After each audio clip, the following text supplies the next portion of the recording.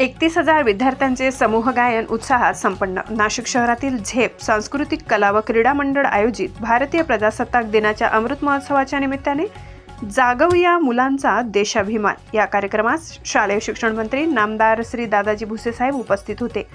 मोठ्या उत्साहात नाशिक येथील पंचवटी एज्युकेशन सोसायटीच्या प्रांगणात हा सोहळा संपन्न झाला। यावेळी मोठ्या संख्येने विद्यार्थी उपस्थित होते।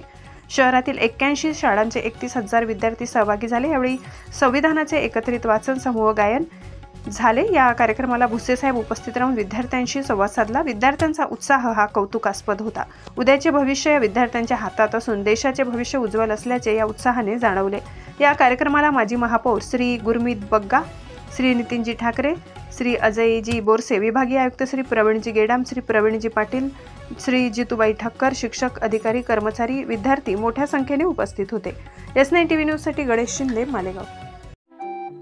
आपल्या चॅनलला नक्की सबस्क्राइब करा, बेल आयकॉन दाबायला विसरू नका।